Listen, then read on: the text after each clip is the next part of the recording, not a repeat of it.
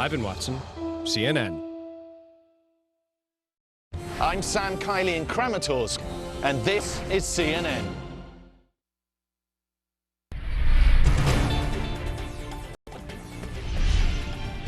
Hello everyone and welcome to Amanpur live from Kabul, Afghanistan. Here's what's coming up.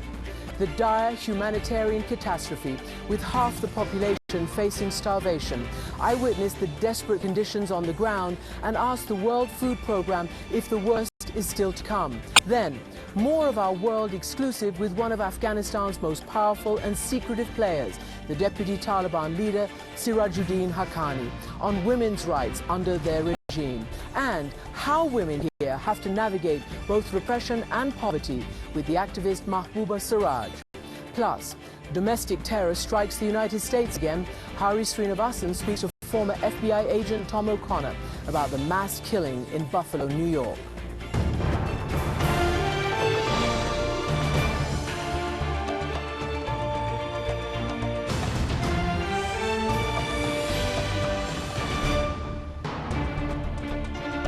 Welcome to the program, everyone. I'm Christiana Amanpour in Kabul. Afghanistan has fallen off the world map since the Taliban takeover and the chaotic American withdrawal 9 months ago. But for almost everyone here, life has become a daily struggle against poverty. About half the Afghan population face acute food insecurity, with almost 9 million on the brink of famine. And children are particularly hard hit. More than 1 million face acute malnutrition, says UNICEF. We also know the root causes: a collapsing economy, exacerbated by international sanctions, and a catastrophic drought. And it's not hard to find, as we did when we went to a humanitarian distribution center, to a hospital, and to a family home. Some of what you're about to see is not easy to watch or to accept, but it is essential that we see what Afghans are forced to live with now. Under a scorching sun, standing patiently for hours in organized lines, hundreds of newly poor Afghans wait for their monthly handout. Men on one side, women on the other. Here, the UN's World Food Programme is delivering cash assistance, the equivalent of $43 per family. Khalid Ahmadzai is the coordinator. He says he's seen the need explode, and right from the start, the stories are dire. A few days ago, one woman came to me, and she told me that I want to give you my son by 16,000 Afghani. Just give me the Afghani. And she was really crying, and that was the worst feeling that I had in my life. Are you serious? Yeah, this is a serious thing that we had a distribution at the first day. So the hunger is too much high here. You know, we've heard those stories, but I've never heard it from somebody who's actually seen it. I have seen it. It's too much better, and it hurts me a lot. Everyone we met is hurting. According to the International Rescue Committee, almost half the population of Afghanistan lives on less than 1 meal a day. And the UN says nearly 9 million people risk famine-like conditions. Farishte has 5 kids. And how many meals per day can you eat? When you don't have money, she tells us, when you don't have a job, you don't have income, would you be able to eat proper food when there's no work? Khotima is a widow. They should let us work because we have to become the men of the family so we can find bread for the children. None of my 6 kids have shoes, and with 3,000 Afghanis, what will I be able to do in 6 months' time? You just want work. I have to work, she says. At this WFP distribution site in Kabul, you do see women working, and women mostly with their faces uncovered. Outside, Taliban slogans plastered over the blast walls tout victory over the Americans and claim to be of the people for the people. But while security has improved since they took over, the country is facing economic collapse. And that shows up all over the tiny bodies we see at the Indira Gandhi Children's Hospital.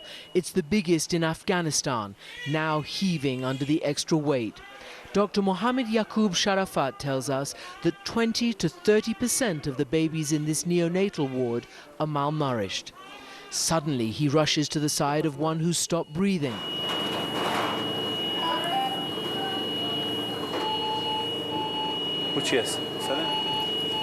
For 5 minutes, we watched him pump his heart until he comes back to life.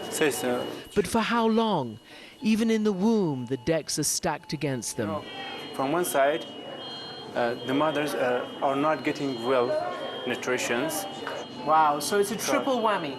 The mothers aren't nourished enough. Yeah. The economy is bad. Bad. They have too many children. And they're overworking themselves. So all these factors together make this situation to they give birth premature babies. Because they're under sanctions, the Taliban are struggling to pay salaries. So the International Committee of the Red Cross pays all the doctors and nurses at this hospital and at 32 others across the country.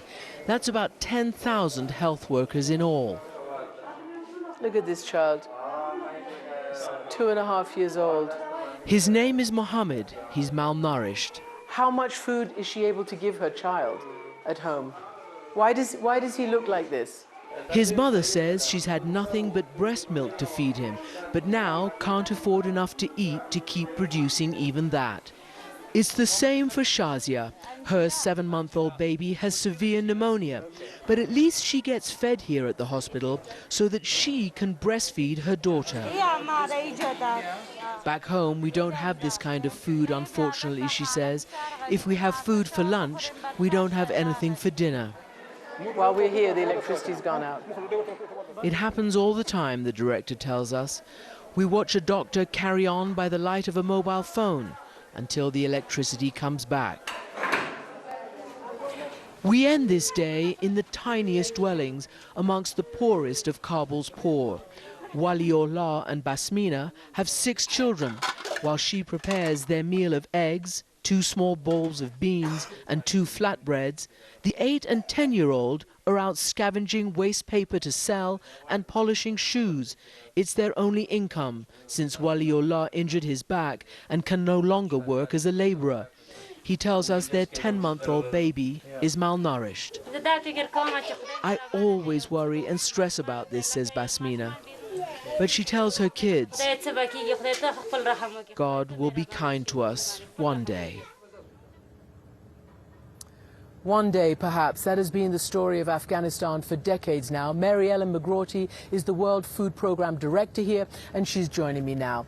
What we saw was really heartbreaking, and that's just 1 or 2 days of bearing witness. You've been here for months and months and months. Just give us a sense of what it's like now. Yeah, I mean, it still continues to be heartbreaking. We just had the new assessment that came out last week, so we're down at under 20 million of acute food insecure. So is that better? It is a bit better. You know, the massive scale-up that we've done over the last couple of months with humanitarian food assistance, thanks to the incredible generosity of the international community. You know, we've been able to reach 17 million people since January. Phenomenal numbers, but needed numbers, you know, but it still continues. They're not out of the woods in Afghanistan yet, because the main drivers of food insecurity haven't changed. We're waiting on the harvest in June and July. We're hopeful that it'll be a better harvest than last year, but still some of the rainfall hasn't been good. But the economic crisis continues, and when I go out across the country, that's what I hear. So let me just read you, these stats. We've got lots of stats, but they are actually kind of mind-boggling. We've got a graphic to show just how dire it is, according to your organization and others. You say, you've adjusted down to about 20 million. They face acute hunger. 20,000 are at the most extreme level of food insecurity, which are like famine-like conditions. And according to UNICEF, 1.1 million children are expected to suffer from severe wasting this year. That's nearly double the number in 2018. We were told at your your aid distribution center that some of these people had never waited in line for handouts, had never had to have handouts over the last 20 years. Yeah, I mean, I've been here since August, as you know, over the last 9 months, and I've travelled out across the country, and I have met, farmers who've told me, you know, through the decades of war, they never had to stand in line for humanitarian assistance until now. I've met many, many women who, even female-headed houses, widows, who were able to fend for themselves, and it's just all imploded for them. You know, that collision of the drought and the economic crisis, you know, the legacy of COVID. I mean, I was in the Wahan corridor last week. It's one of the remotest areas in Afghanistan, and there they were telling me how the impact of COVID around the tourism, the small bit of tourism they had, the economic crisis. You think, you know, you look at the big numbers and you think in this remote area they're not going to talk about the economic crisis, but they did. Every village I was in, I met people who lost their jobs. I met teachers who couldn't go to work. I met women who couldn't go to work. And then climate change and the impact on crops. So yeah, I mean, it's just that whole collision of factors coming together. Talk to me about women, because you mentioned women who used to be able to fend for themselves and now can't. One of the reasons, apart from all the natural disasters and the economic collapse, is because many have been forced out of work. There's a chilling effect since the Taliban has come. And I wonder how you notice that and how it affects the humanitarian distribution. You know, what could or should be done for women specifically? Yeah, I mean, women are bearing the brunt of hunger in Afghanistan. I mean, after decades and decades of conflict, we have old widows, we have young widows, we have middle-aged widows trying to fend for themselves and trying to fend for their family. What I'm seeing across the country when I go out, I meet many young women who are the only breadwinner in their family who can't go to work. It is absolutely heartbreaking to hear from them. You know, our priority is that women can access the humanitarian assistance and also that our staff can continue to come to work. So let me ask about your staff, because again, we hear the edicts. We don't see them yet, at least not here in Kabul, forcefully enforced, like the edict on the full body covering. That's confusing. Is it a full body covering? Is it a headscarf? What is that? I asked the leader about it, and yet there are posters stuck up, even apparently on some UN walls. So what is the situation? We witnessed women working at your distribution center and women there, some of the beneficiaries, not feeling they had to cover their face. How is it working right now in that regard? Yeah, we're monitoring it very closely, and it's landing quite differently across the country. As you said, you were in a distribution site today and you saw, you know, female staff working, and it's great, and women accessing humanitarian assistance. When I was out in the Wahan corridor last week, women are worried about being able to access the market by themselves. They're worried about going to the fields by themselves. They're worried about going to the well by themselves. But most particularly, they're worried about going to health centres and nutrition centres with their young children by themselves.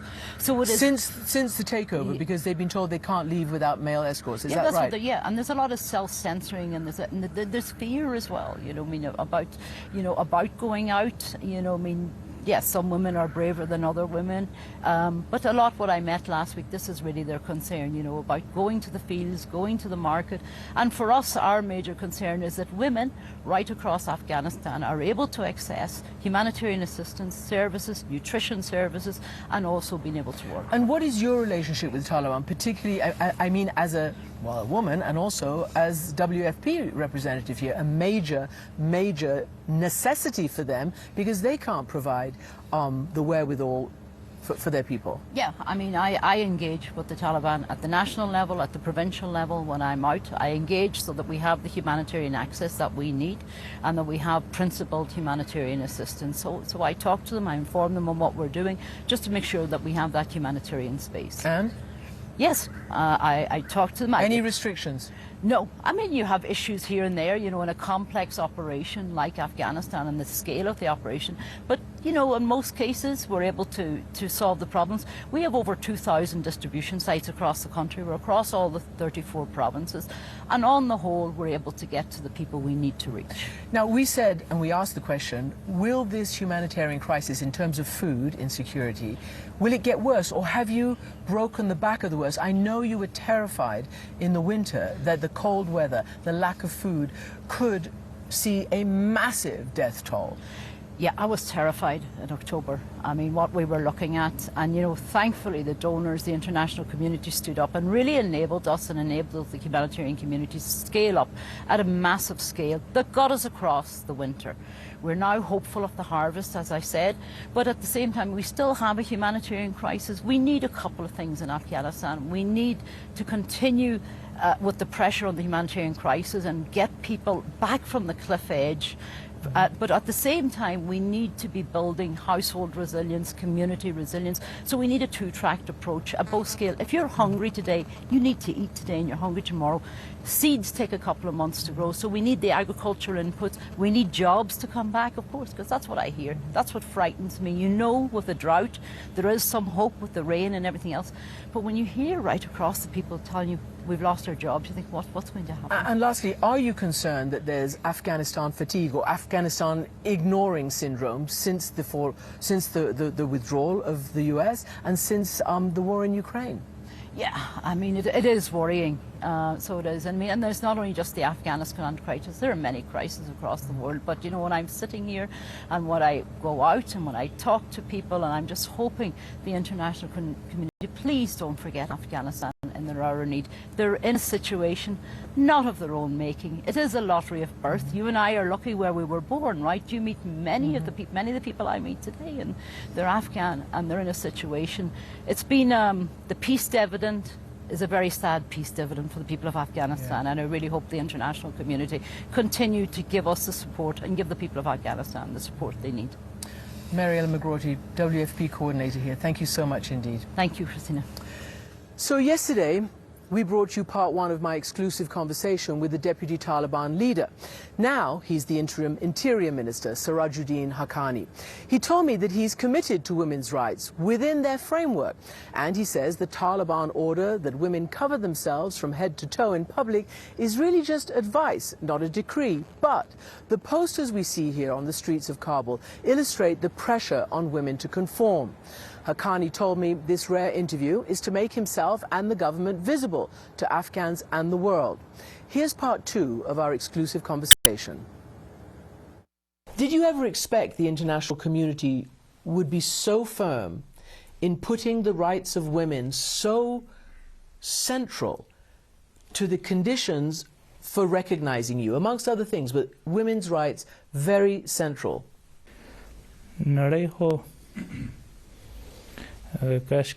I wish the world, instead of sanctions, had done some research and came to an agreement with us and had some understanding. It is possible that they may have been satisfied with us, but now the situation is reversed. Under the current circumstances, judgments, research, and decision-making are all on one side.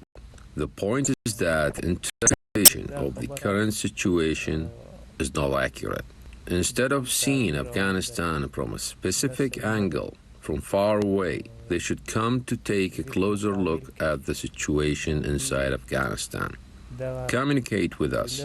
Come to a mutual understanding with us. We are still at the preliminary phase.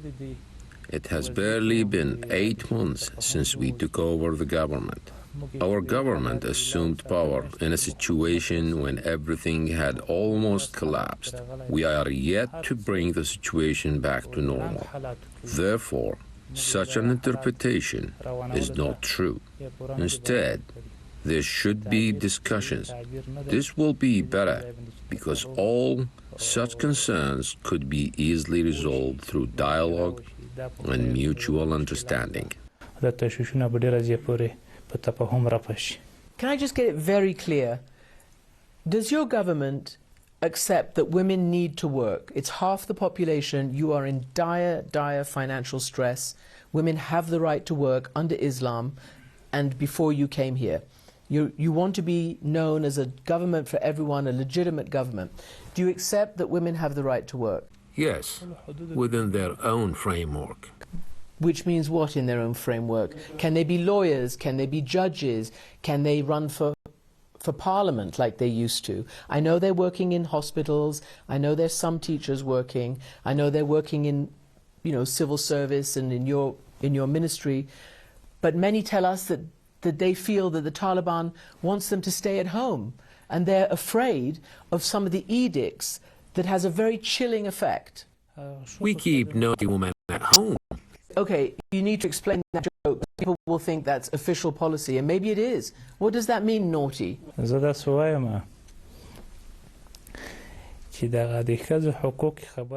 What I am saying is that the international community is raising the issue of women's rights a lot. Here in Afghanistan, there are Islamic, national, cultural, and traditional principles. Within the limit of those principles, we are working to provide them with opportunities to work, and that is our goal. By saying naughty women, it was a joke referring to those naughty women who are controlled by some other sides to bring the current government into question. Okay, so what you mean is women who are protesting their legitimate rights, because your ministry and your police have been cracking down on them. So are you saying that women or any other group have no right to protest for their rights? To talk about this issue, at the moment, the relationship between the new government in Afghanistan and the international community is not based on official interaction, which has caused many people to lose their jobs and push them into poverty. So movements are being provoked against the government from outside. All these problems will be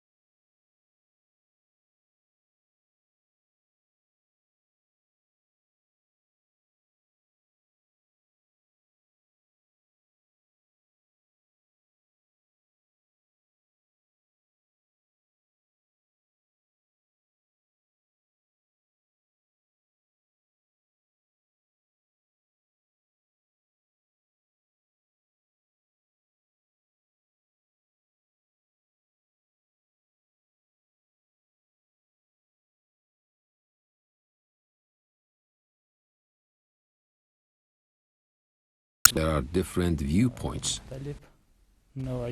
This is a baseless statement that there's a split among the Taliban. There's a single ideology to ensure and safeguard the rights that Islam has given to women, and no one is opposing it. But it's just a matter of how to approach it. For instance, in Afghanistan, there are people, as you mentioned, who have viewpoints like the ones in the previous governments that had different approaches. Then there is the Islamic Emirate, which has its own rules, which have been and will be proposed.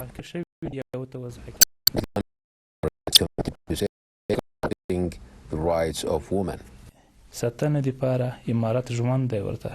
One last question on this issue. The world got very upset because there was an edict this past week or so which said that all Afghan women had to cover their faces and wear the long chadori. They call it a burqa. Is that right? Do all Afghan women have to cover their faces?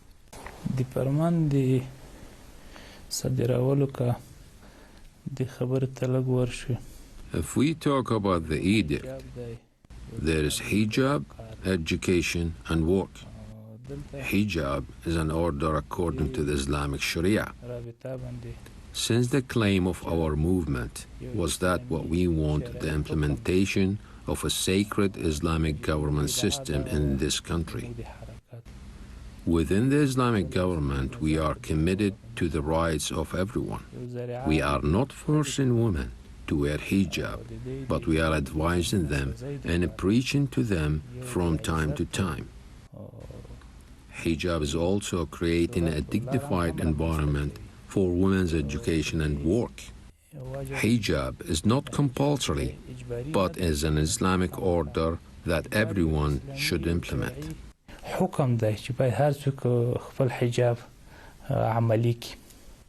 Okay, that's interesting.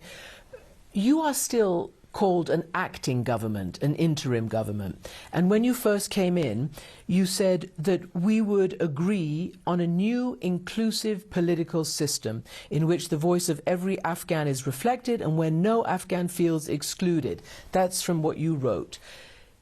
But that hasn't happened. There's no movement towards bringing in other political parties, to bringing in other members of the, I don't know, previous government, different ethnicities, different parts. You know what I'm saying? Are there any elections planned? Will there be a parliament? What is this country going to look like? Will there be democracy? About inclusivity, I said earlier that if the transition of power had happened in a peaceful manner, a lot of challenge would not have existed. Here, a plot was used to abandon the Afghan society in an environment of mistrust. By inclusivity, if we are referring to the inclusion of people in the government from Afghanistan's different ethnicities and tribes, that has already been implemented. But those officials who were part of the previous regime, for us, gaining their trust and ensuring their security was more important than including them in the new government. We have been working to build trust among those people. But the decision to replace the current acting government with a permanent independent one lies with our leadership to make, and depends on our relations on international, economic, and security levels. Once the environment of trust is established, this is going to happen. When you said there's going to be a new government, will there be elections? I forgot to ask you that. Will there be elections for the permanent government? It is a premature question. Okay, well, we'll be watching. Thank you for your time. Interior Minister Sirajuddin Haqqani, thank you for joining us today. Thank you very much. A lot to digest there, and afterwards his aide said that this interview was designed to open a new chapter with the West and the rest of the world.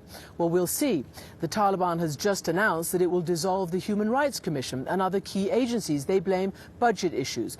It is not easy to speak out for women's rights, but Mahbouba Siraj is bravely making her voice heard, and she's insisted on staying in her country, although she often travels abroad drumming up support for the women here. Tonight, she's at a conference in Brussels, from where she's joining me now. Mahbouba Siraj, welcome to the program. Can you just give me your impressions of what you heard from Sirajuddin Haqqani, who is the most senior leader, frankly, in the government right now? Thank you, Mr. Manpour, for having me on your show. I find the whole thing, I find it interesting. That's all I can say at this point, because I am looking at the situation that, as the people of Afghanistan, as the citizens of that country, and as the half of the population, how different we look at the whole situation of men and women and rights and what is ours and Islamic interpretation and everything, that they were talking about. I mean, the difference is like a day and night amongst us. And also the question of one other thing, which was also very interesting, that Mr. Haqqani said, is the question of trust. The same way that they do believe that, they don't have any trust towards the international community, neither the international community towards them. Well, the same thing goes, with the women of Afghanistan at this point. There is no trust amongst us. There's fear. Of course there is fear, because the reason why there is fear is because we can die in a second. They can come and kill us. So that fear from death is the only thing holding a lot of us women, from standing up, from talking, from saying, from doing. And at the same time, we are dying all the time. The reason why we are dying is because we don't get access to food. Our children are dying. Our families are dying. Our young girls are dying. Are going to be so depressed that, there is the rate of suicide has gone high in this country, but nobody's really looking at it. So everything is getting very, very strange and very weird. And that is because in that level, we don't trust each other. They don't trust us. They don't want to talk to us. And not only to us. Okay, so let me... They don't want to talk to the people of Afghanistan either. So, sorry, I just want to break in and ask you a question along the lines that you're laying out. Look, first and foremost, Mahbouba, we tried to get an Afghan woman to come and speak to us right here in Kabul. And we had very little success. In fact, no success. That is why we're talking to you. And we wanted to talk to you because you're an Afghan woman who still lives in this country. But this is what an international official told us who works on women's issues here today. Basically said, alas, all are too terrified. A terrible reality, and unfortunate that diasporas take the lead. So we do know that a lot of brave Afghan women who've fled are taking the lead in raising the voices for the support of the women here. But the fact of the matter is, well, just let me ask you first and foremost, are you worried for your own security, your own ability to keep, doing this back here in Kabul if you speak out? Well, Ms. Amanpour, I have made a promise to myself. And the reason why I am staying in Afghanistan is because of that promise. The women of Afghanistan, whether the Taliban knows that, believe that, or don't believe that, or whatever, which way they are looking at it, they really do need me. And I need to be there in order to get the help that I can get to them, in order to raise their voices in the world, in order to raise their concern in the world, because our lives has not stopped in Afghanistan. The women of Afghanistan's lives have not stopped in Afghanistan because the Taliban have come in. There are things that still we can do and we have to do. And I made a promise that we are going to do that.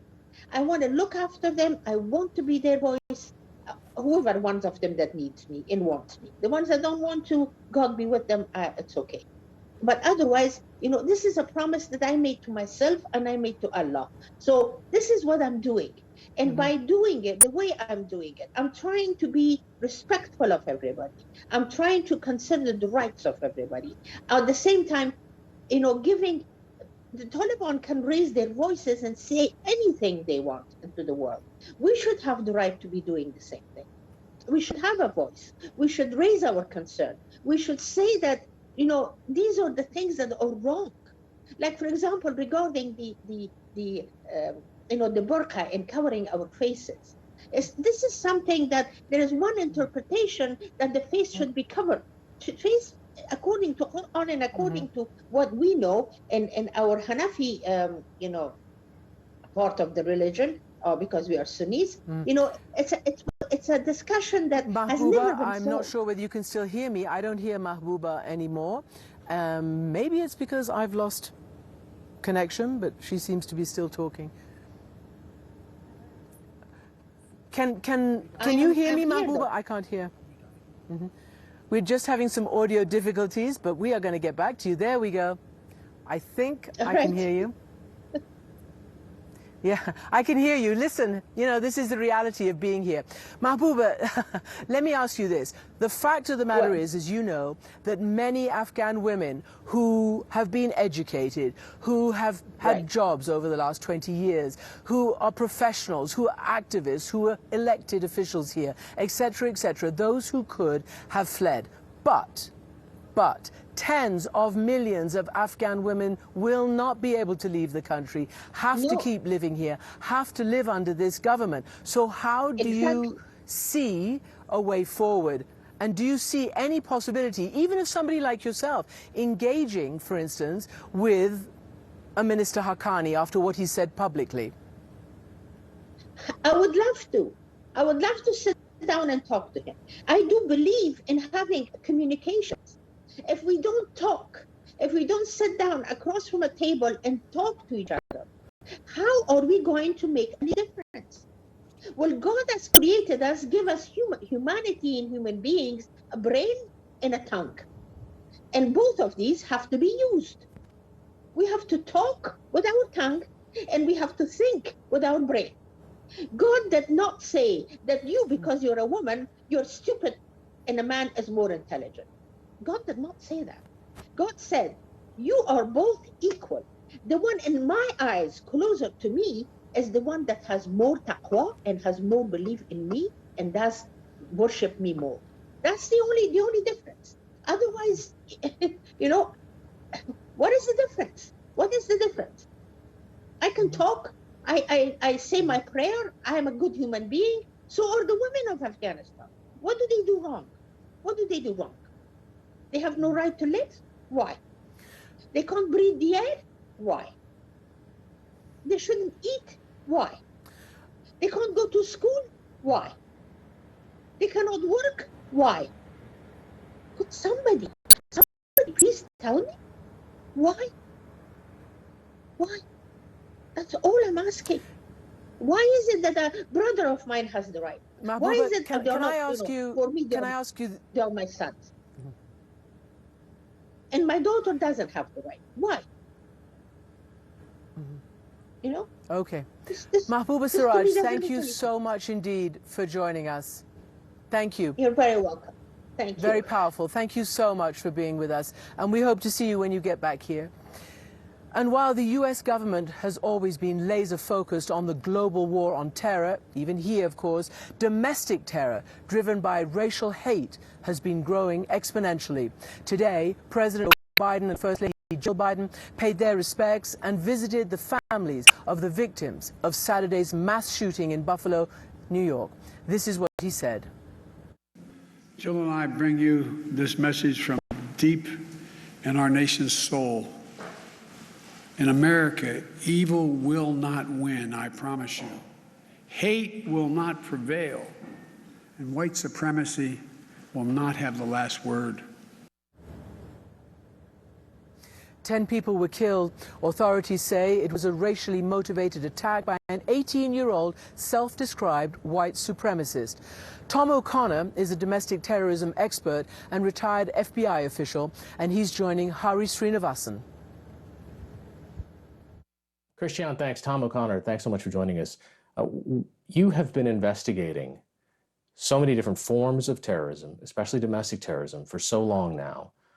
When you hear that a mass shooting like this happens, most of us would immediately say, this person's not in their right mind, right? That this person went out of their way to make sure that he was telling the world that he was in his right mind. When you look at what motivated him, it's not so different from, or it is exactly the same as what so many of these shooters say.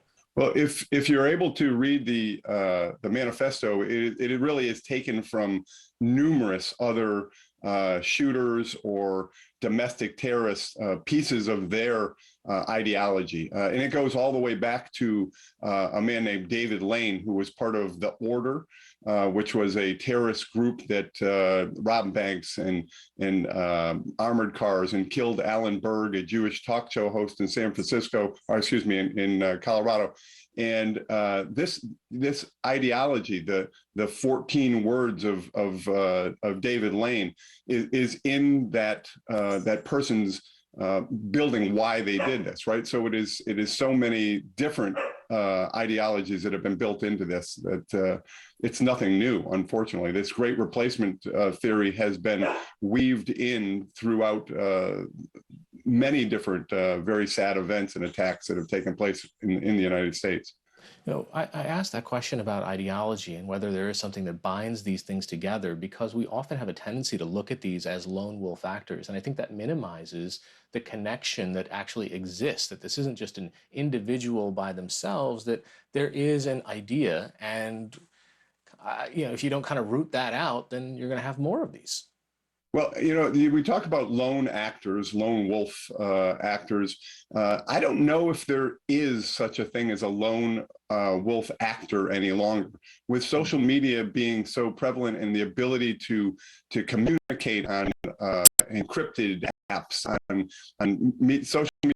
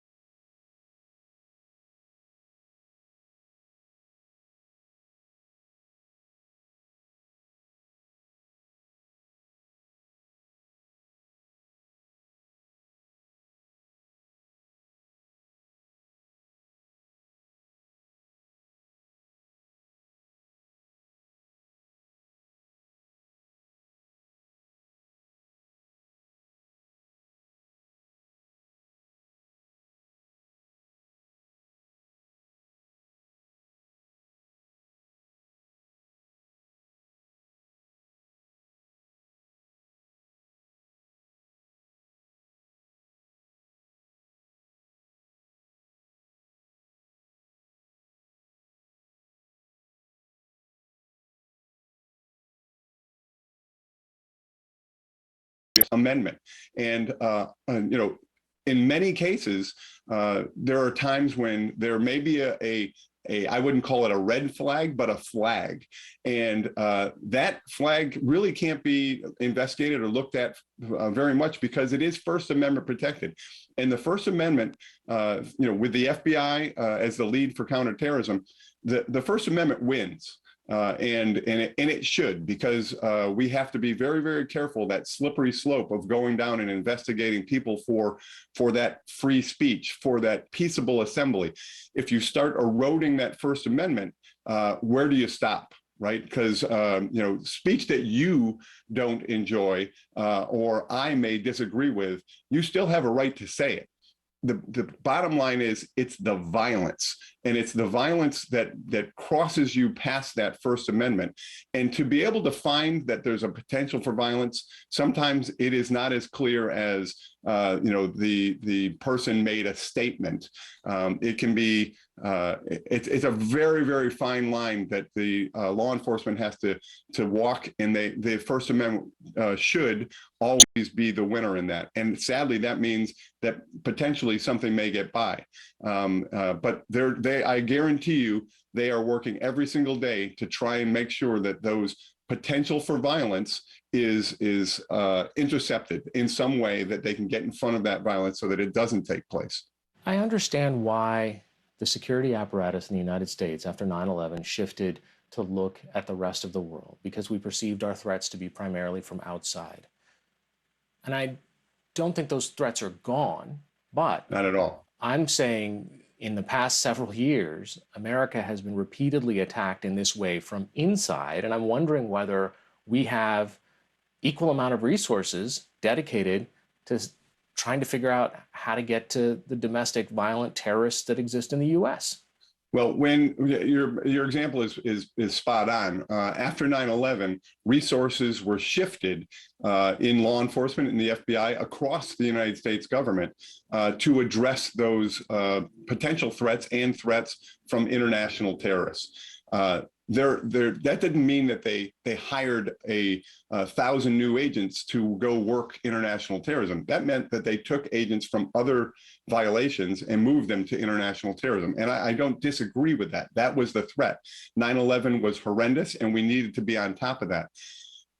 Sadly, there were not as many of us left working domestic violent extremists, and it was across the United States government a second tier violation. And I think anybody who worked these types of violations would agree with that. And you have to look at it. If you look at the violations for international terrorism, to be able to charge people with acts of international terrorism, there's a plethora of charges that can be brought. If you look at the definition of domestic terrorism, using force or violence to intimidate or coerce a civilian population or to influence the policy of a government, that's the definition. There is no penalty. No one is being charged with domestic terrorism. You see people charged with hate crimes, and that may very well fit, but domestic terrorism may fit also. There is no penalty in the United States for the vast majority of acts under domestic terrorism. People are charged with shooting, charged with homicide, they're charged with state and local crimes, but there is no penalty attached to the definition of domestic terrorism. So if that is a fact, which it is, how serious are we taking this problem if we don't even have a penalty for it? People are charged and they'll go to jail, but I still think we need to say this person is a domestic terrorist. And I think that in the United States and domestically here, we have a difficult time saying my next door neighbor may be a domestic terrorist. But if you show up and shoot people for a political reason, that's terrorism. If you yelled Allah Akbar while you were doing that, people would have no problem calling it terrorism. But because it is one of us, they have a difficult with that, and the law has a difficult problem with that. We have not come to the point where we say domestic terrorism is against the law, and I think that is an issue. How do you regulate or review the number of domestic terrorism cases in the United States if there is no way to do that? You can look up the number of international terrorism arrests, convictions. Look up domestic terrorism arrests and convictions. You won't find any, because there is no penalty. So if it is on Congress to even come up with a penalty for domestic terrorism, I wonder then whether we have the political will. Because there was a recent poll out, Associated Press, NORC did a recent poll that found that 1 in 3 Americans and 50% of Republicans feel that there is a deliberate attempt that native-born Americans are going to be replaced by immigrants. It is the mainstreaming of a very radical ideology. Clearly, it has led people to use extreme force or violence in an effort to stop that white genocide. And it is the mainstreaming of that which has made it much more acceptable for the average person in the percentages you just mentioned. Recently, we just had Representative Liz Cheney said about her own party that she holds the GOP leadership responsible to enable this kind of white nationalism. And regardless of your party affiliation, at some point it just seems irresponsible to stay silent when this is happening. Well, I mean, I think you're right. I mean, Liz Cheney is a very conservative person, and she is at least saying that, hey, words matter, and it's wrong to push this theory into your news conferences and your mainstream, and there has to be some responsibility for that. And I was glad to see her do that, come out with that statement. But there have been attempts to bring a penalty to domestic terrorism. I would love to see that happen. I honestly don't see it happening because of the polarization in the United States right now. Acts such as this it shouldn't have a political bent. There should be not left and right saying that, oh, I get this is wrong, but the violence is the violence. I don't care if it comes from the left or if it comes from the right. Tom, I kind of want to look at, in the arc of your career, when you think about how America was positioned to tackle this 10 years out, 15 years ago versus today, do you feel like there's a potential for it to get worse now? Or, I mean, do you see the possibility of another Timothy McVeigh style attack? Well, I've said it many times. Right now, the environment we're in, the polarization within the United States at this time, and the use of social media, which was not there in the 80s and 90s, early 2000s, the ability for people to view this radical thought and buy into it is worse now than it ever has been. If you look at individuals, the potential for people to go to the point of using serious violence, I think the potential is there for this to occur more frequently than it ever has, and the potential for the Timothy McVeigh type of a mindset. If you look at the personal grievances that were there in the 90s when Timothy McVeigh blew up North Federal Building, killed 168 people, including 19 small children, it was the economy was bad. He felt grievances related to the overreach of the government. So all of these things, if you look now, you have an economy which is not good. If you look at the restrictions in place by the government for the pandemic, this is believed to be an overreach. The mandates for the shots, overreach of the government. The gas prices, all of these things work into a person's personal grievances. All these things that are the pressures that are coming on to people. They don't wake up and say, this is all my fault. It's usually the government's fault, right? The president that's in power, the Congress that's in power. So people, the anti-government sentiments right now are higher than I've seen them in the 23 years that I worked domestic extremism. And there have been ebbs and flows, but it's higher now than it has been. So I think we need to take it very seriously, and we need to make sure that we get in front of, that law enforcement gets in front of any potential violence and acts on it. As we move forward towards the next series of election cycles, and the rhetoric continues, into 2022, 2024, the possibility of additional attacks, I don't think it's a possibility. I think it's very likely to happen. It will. Retired Special Agent Tom O'Connor, thanks so much for joining us. Thank you very much. I appreciate the opportunity to talk to you. Crisis in America, and finally tomorrow we will continue to examine the crisis here, women's rights under Taliban rule, with the longtime activist and former peace negotiator Fatima Gailani. She was one of 4 women who sat across from the Taliban during the Doha peace talks back in 2020. We assess the reality for tens of millions of women who have no choice but to stay and navigate this new Afghanistan. That is it for now. Thank you for watching, and goodbye from Kabul.